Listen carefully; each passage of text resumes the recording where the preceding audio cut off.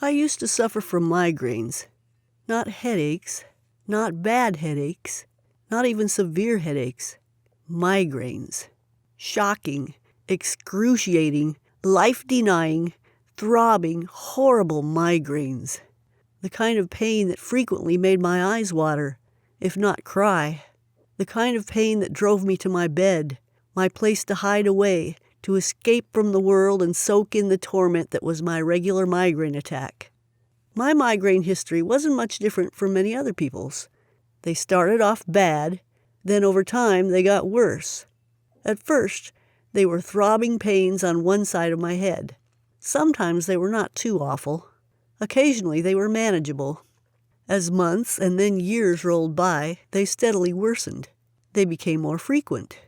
They also lasted longer. When they first started, they'd be over by the next day. But they eventually ran into more than 2 days. And those 2-day migraine attacks disrupted so much in my life. As time wore on, my neck began to hurt. My sensitivity to light and noise became more acute. Originally, I would sleep the migraine out in my own bed. But as they worsened, even the slightest sound my partner made caused me pain. In the end, at the onset of a migraine, I had to retreat to our second bedroom, to be alone and away from everyone and everything. Another thing, I'd always felt nausea with my migraines, but that nausea eventually became actual vomiting. Nobody likes being sick, but I really, really hated it. Strangely, of all the horrible symptoms of my migraines, it's the fact that I'm no longer sick that makes me most happy. Migraines changed my life. As my migraines became worse, my life also changed as a result. At first, when they had been less severe, I had simply dealt with them as they arose. As the migraine wore on, I would shut myself away in our spare bedroom, close the door, pull the curtains, and almost literally hide under my duvet. I'd close my eyes and try to will the pain away. The onset of the migraine slowed me down. The migraine itself more or less rendered me useless, and the day or two afterward left me drained, sluggish, and deflated. Those headaches robbed me of 3 or 4 days of life. The things I couldn't do, the plans I had to suddenly cancel. But I quickly found it wasn't just the migraine itself that affected my life. The fear of them, the realization that they could hit me at any time, influenced so many of my plans and my actions. A simple example. I couldn't take a job where I had to be alert and on my toes all day, or where I would be dealing with customers. It had to be a job where, putting it bluntly, I could be quite ill from time to time, and then make up for the lost work hours in my own time.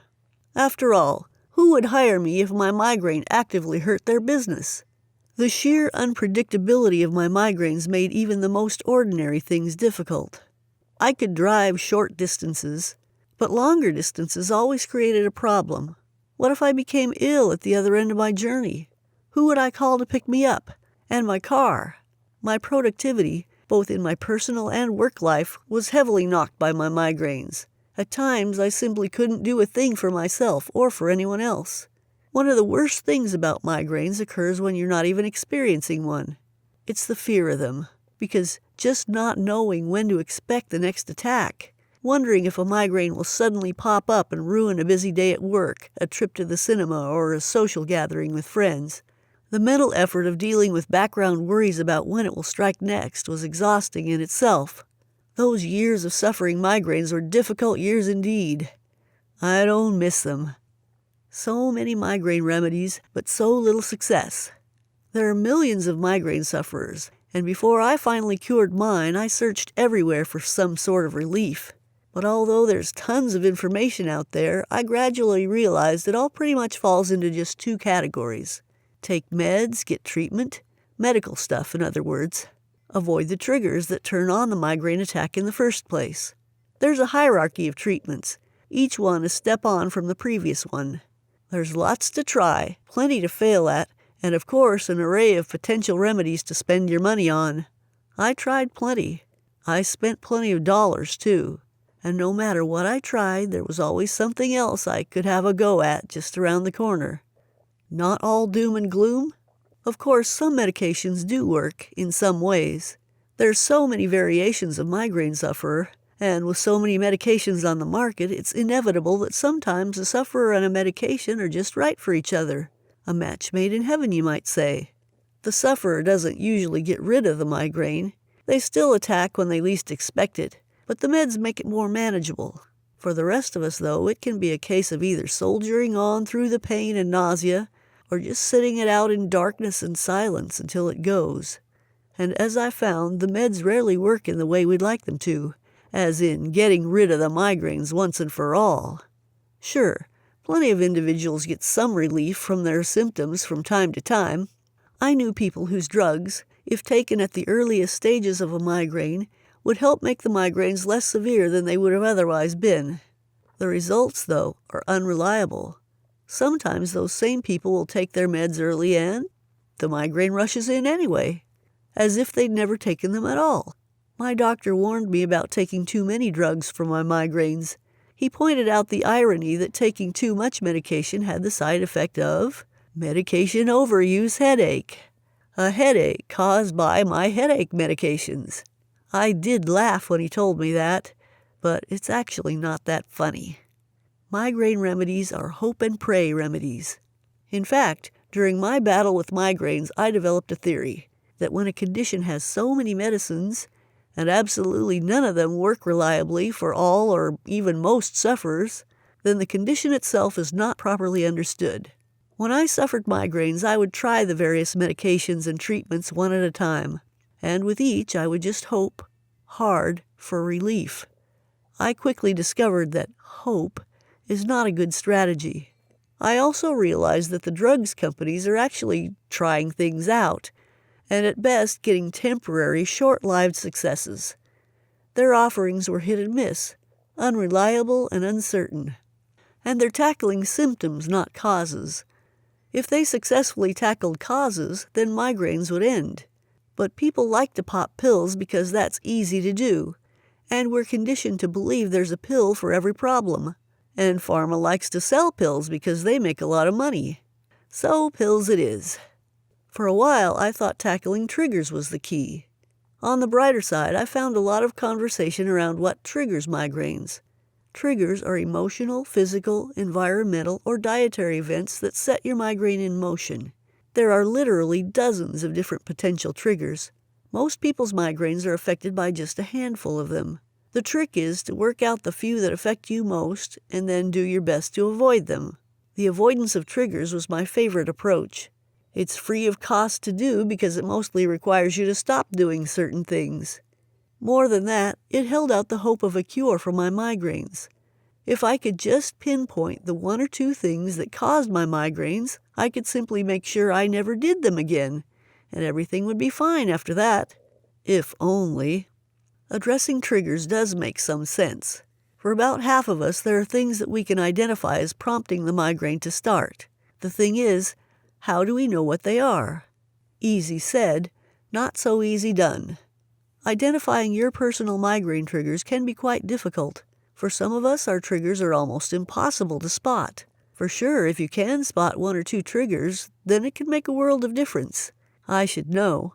When I first started out trying to cure my migraines, I tried everything imaginable, and triggers seemed to me like a good place to start. Turned out it was. I found a guide to triggers online, with some very helpful advice on how to spot and deal with my own. The guide was created by a gentleman by the name of Goodman. I worked through his guide and two things happened. One, I realized I had a couple of primary triggers mostly around posture and stress.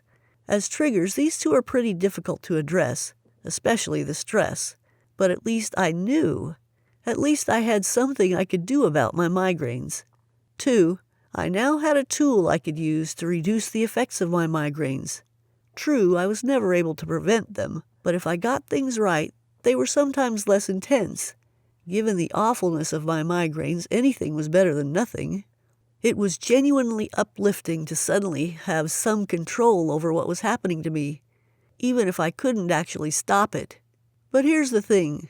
Managing triggers is very difficult. First, they're hard to identify, and I suspect that I still had one or two unidentified triggers for my own migraines.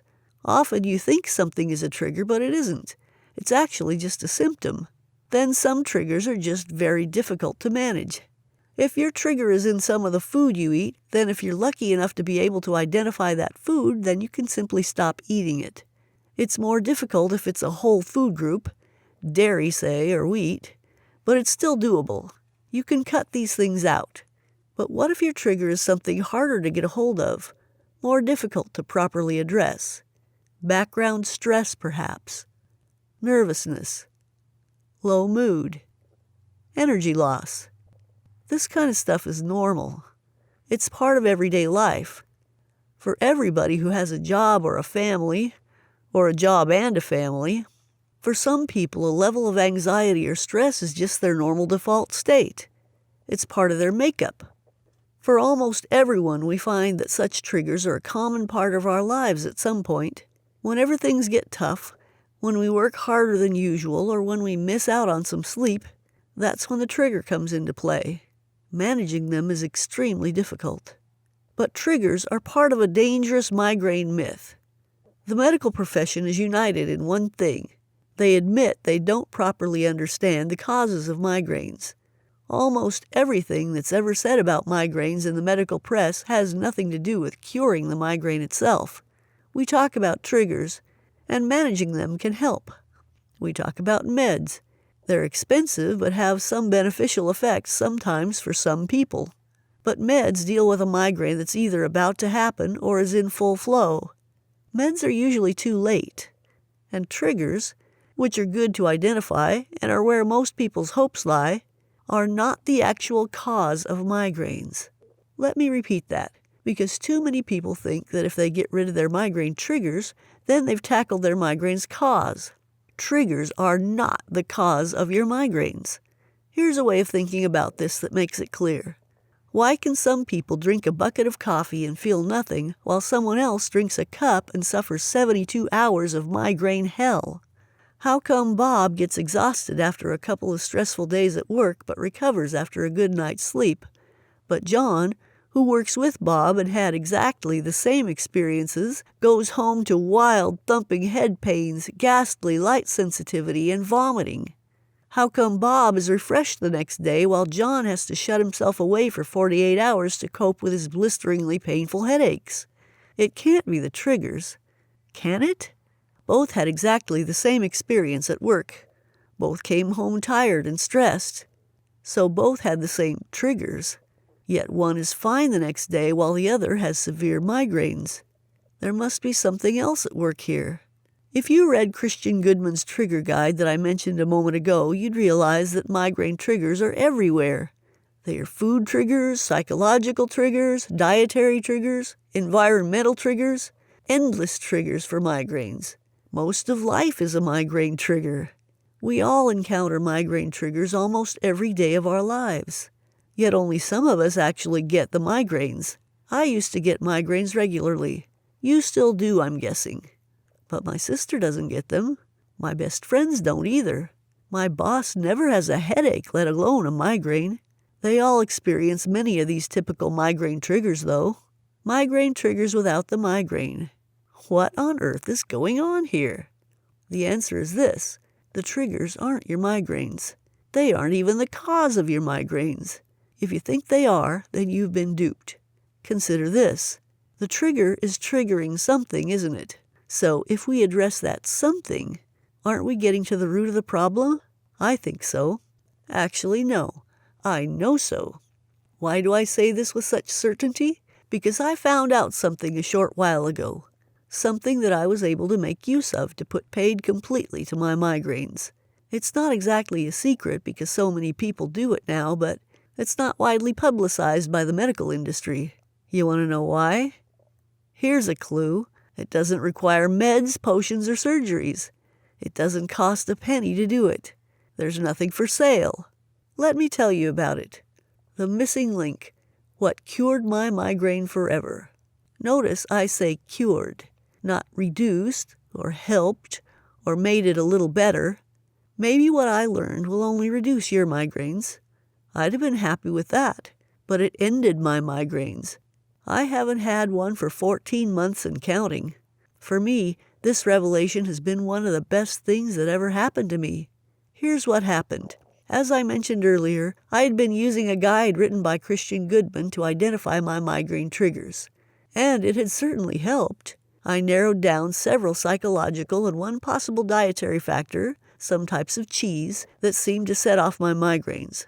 By addressing those factors, I managed to reduce the severity of some of my migraines. I still got them, but sometimes they were noticeably less intense than normal. I was grateful for that. Better still, my recovery was quicker. I previously had migraines up to 2 days at times. What I learned from Christian's guide made sure I never got a 2-day migraine again. That guide is no longer available, but you can still get it directly from Christian. I'll tell you how shortly. It won't cost you anything either. But then, along came something astonishing. One day, Christian contacted me and asked me if I would be part of a small trial group for some exercises he'd developed. These exercises weren't your usual keep fit kind of movements. They were designed to tackle migraines at their root cause. Christian told me that the intention wasn't to relieve migraines but to eliminate them, to get rid of them once and for all. There were no drugs involved, nor did I need to go to a gym, a therapist, or buy special equipment. None of that. He asked me would I like to take part in the trial. Of course I would. Before he sent me my initial instructions, he told me what the thinking was behind these new exercises. I was absolutely astonished by what I heard. First, Christian explained how migraines worked, discovering the bit in the middle. The detail that matters is easy to understand, and it's this. A migraine is the end result of a very short chain of events. It's a sequence, basically, and at its simplest, here's how the sequence works. Trigger, thing that gives you the migraine, migraine. The trigger affects something in your body, and it's that something that causes migraine pain. The trigger is the agent, not the cause. It's that something that is the real culprit. It's the bit in the middle that holds the key to your migraine pain, and its cure. Because saying the trigger causes migraines is like your team winning a game and me claiming they won because the referee blew the starting whistle. Yes, the starting whistle got things going, but something else, in this case the team, won the game. The team was the cause of the win. Migraine triggers are like referees' starting whistles. They get the thing going. They trigger it. But the migraine itself is caused by the something that the trigger sets in motion. The medical profession either addresses the trigger to prevent or reduce the migraine, or the migraine itself, usually drugs to reduce its effects. They ignore the middle bit of the sequence, the something, because, well, they don't know properly what it is. But here's what Christian told me. He explained that oxygen therapy had been tried out for people suffering very severe headaches, migraines included, and that the therapy had some notable successes. The therapy hadn't cured the migraines, but given an oxygen canister and a mask, patients in the middle of a painful migraine experienced genuine improvement in their condition. The improvements were quick, although disappointingly short-lived. But what Christian spotted was that migraine might simply be caused by lack of oxygen getting to the brain. If that's so, then if you tackle that before a migraine even started, then haven't you just cured migraines? Not reduced it or improved it, but cured it. Now, doctors already had oxygen deprivation on their list of suspects for migraines. There was already a suspicion that a shortage of oxygen to the brain was a cause of migraine. The experience of people directly inhaling oxygen at the point they were suffering migraines strongly supported this theory. And migraine forums contain stories from people who say that if they go running very fast at the onset of a migraine, then they can head off its worst symptoms and perhaps not have such a painful episode. Running pumps blood hard around your body and into your brain, and with that blood comes lots of oxygen. So Christian wasn't claiming to have invented the migraine cure he now wanted me to try out, but he explained it to me this way. If oxygen was reaching my brain in sufficient quantities naturally, before there was a sign of a migraine, then doesn't the problem of oxygen deprivation disappear? If your brain was always getting its supply of oxygen naturally, then the cause of my migraine, lack of oxygen to the brain, is gone. Isn't that why some people get migraines and others don't? Because some people have healthy supplies of oxygen getting to their brains while others don't? Christian thought so. As it turned out, I believe he was right. But do we really need oxygen tanks and masks to oxygenate our brains? Do we have to run fast around the track in order to head off a migraine attack? No, thankfully we don't. Sure, oxygen tanks and running are both ways of getting oxygen to the brain, but if the oxygen is already there, then they aren't needed. And that's where Christian's program comes in. Christian told me about the ways in which oxygen is prevented from properly reaching the brain in our everyday lives. He was surprised to discover that the causes of this are varied but well understood. There's no mystery to any of this. 2 + 2 = 4. All he did was link it together. If specialists suggest that migraine agony is caused by lack of oxygen to the brain, and the causes of lack of oxygen to the brain are pretty well understood, then doesn't solving the oxygen to the brain problem also cure migraines? Christian answered this with a yes, and his uniquely simple migraine program was born. And the program is indeed very straightforward. It's just a set of movements that you perform at home. I tried them out, all of them, and they worked. And here's how. So, how did they work? Was this some kind of magic? Some sort of secret exercise discovered by ancient wise men deep in some South American jungle? No, not at all. This is what I learned from Christian.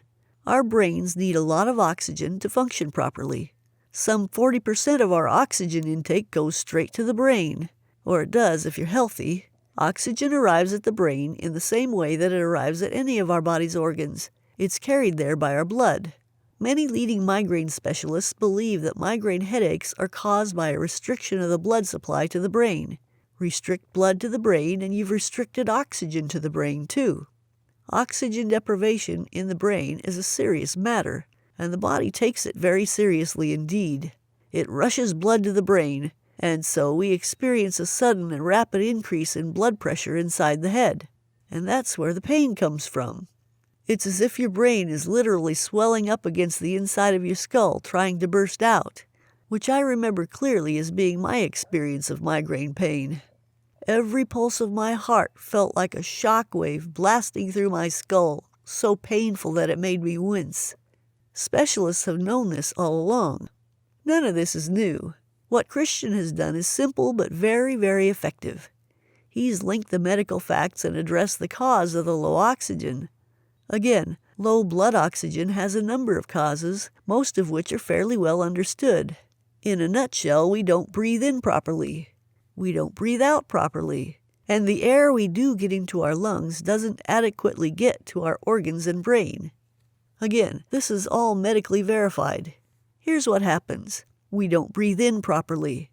I must admit I initially found it difficult to believe I wasn't breathing properly. It's such a natural thing to do. How can I be doing it wrong? Turns out that millions of people simply don't breathe in deeply enough to inhale sufficient oxygen to meet their body's needs. There are 2 reasons for this. First, too many of us sit down way too much. At home, at the office, in cars.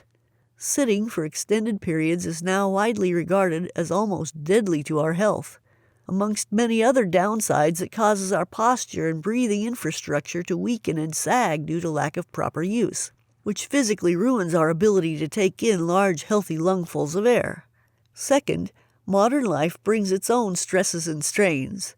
Long hours, tight schedules, family responsibilities, job demands, not enough sleep, money concerns, all the usual stuff. And when we're worried and tense or worn out and sleepy, then we naturally breathe in less deeply. Our bodies are more tense and our breathing is medically proven to be less efficient. We mostly don't notice this happening to us, but this is exactly what is happening. So again, we're reducing the amount of oxygenated air that gets into our lungs and then into our body and our brain. We don't breathe out properly either. I found that pretty hard to believe too. What could be easier than breathing out? But I found out it's true, and it's a deadly failing.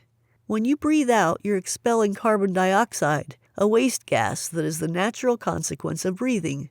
Carbon dioxide is a poison, but modern life, sitting watching TV, riding in the car, and so on, plus general tension in the body means we're not properly expelling carbon dioxide, which in turn means that some carbon dioxide just sits in our lungs, which is where it absolutely ought not to be.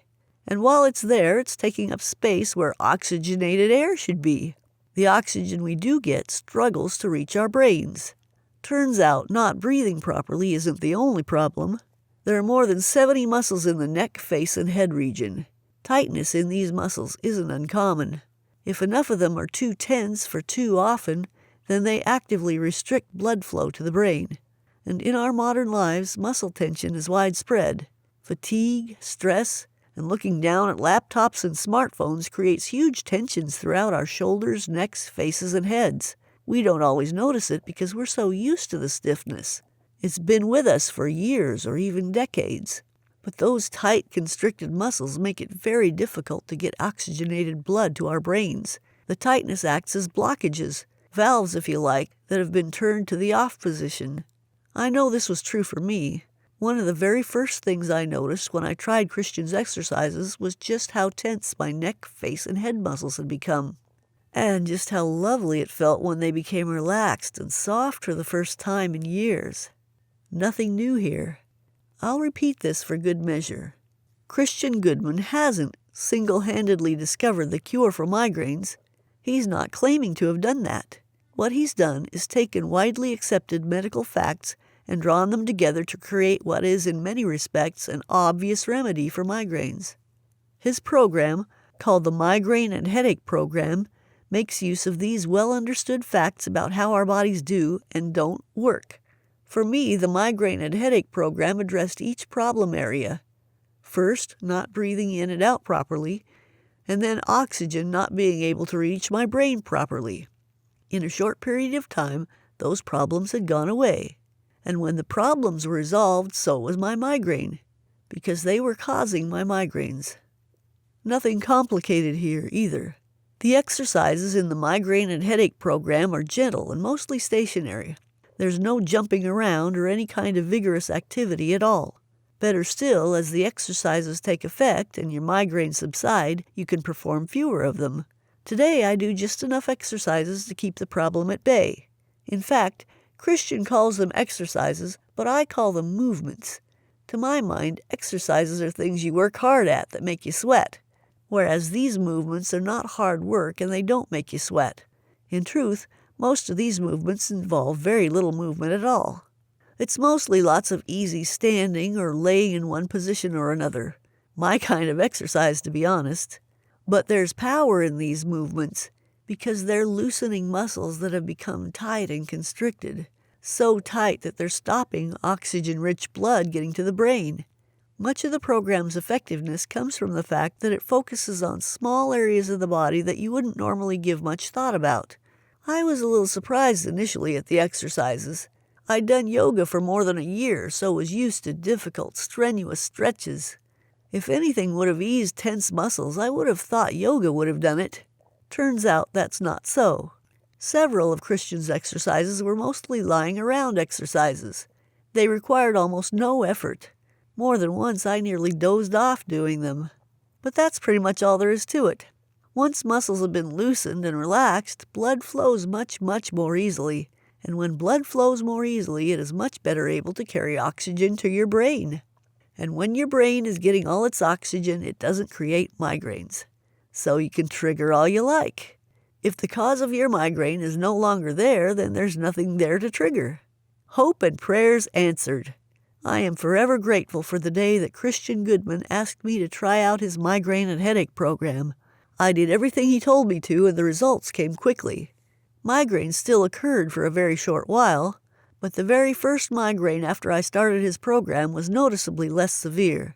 It started mid-morning, and it wasn't pleasant, to be honest, but it didn't reach the throbbing agony I'd become used to, and it was mostly over by late evening. I'd never had a migraine resolve itself so quickly. Over the next 3 weeks, I did all the exercises exactly how he told me to. My next migraine was a shadow of its former self. I actually continued with my day, stopping only for an hour or so when it peaked, but it was a far cry from what I was used to. But it was a special migraine for me. I'll always remember it, because it was the last one I ever had. 14 months later, and while the memory of migraines hasn't faded, I've long stopped fearing the next one, because there isn't going to be a next one. I had already tried everything before being offered the chance to try out Christian's program. As I mentioned earlier, handling triggers brought some relief, but his exercises were a revelation for me. And they have been for several hundred people who have followed this program since then. It's not an exaggeration to say that these simple movements transformed my life. I'm simply not the same person I was before. Then I was a migraine sufferer. Now I'm free. It's your turn now. You can have the same program that I got. It's tried, it's tested, and it's easy. I didn't need to go out and buy any equipment. I didn't need to join a gym, thank goodness. Not a cent on meds. Not a cent on treatments. No more doctor surgeries, clinic waiting rooms, or consultants' rooms. I just stayed at home and did the exercises at odd moments during the day. One exercise I'd do in the kitchen. 2 others I'd do in the bedroom after my shower. A couple I did while watching television. Life didn't stop for these exercises. I just incorporated them into my daily routine. Now I do 1 or 2 a day at most. I vary them throughout the week. By maintaining that basic flexibility and balance, I know I'm protecting myself for the rest of my life. I really couldn't be happier. Yours is waiting. Click below and get it now. There's nothing to lose. Well, there is. Migraine agony. But you might have concerns that all that pain you've experienced can't be cured by some simple exercises. I would understand that. I was quite skeptical when Christian first presented me with his program. Over time, I'd spent way more than $3,000 on a variety of medications, adjustments, and other treatments just to cope with my migraines. Yet for the price of 4 weeks of pain meds, he was suggesting he'd do what the specialists had failed to do: cure my migraines. I believed in him because his triggers guide worked so well, but even so, it was a bit of a stretch. Of course, now I know that all along he knew what he was doing, because his remedy was neither made up or invented by him. It was, in fact, a scientifically valid approach to addressing migraine pain. What Christian has done is put his remedy into a clearly explained and easy-to-follow program. Everything you need is in the guide. It'll work. If within 60 days of purchasing the program you are not rid of your migraine misery, then he'll give you your money back. No questions asked. You have absolutely nothing to lose. Something extra. I told you earlier that I first heard of Christian Goodman when I bought his Migraine Triggers Guide. Following his advice, I uncovered at least 2 major triggers for my migraines, and probably a third: cheese of all things. Managing those triggers helped me reduce my migraine attacks from 2 days or more to little more than a day, and their intensity reduced with it.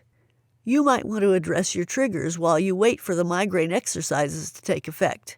The guide cost me $97. Today you can have a copy for free.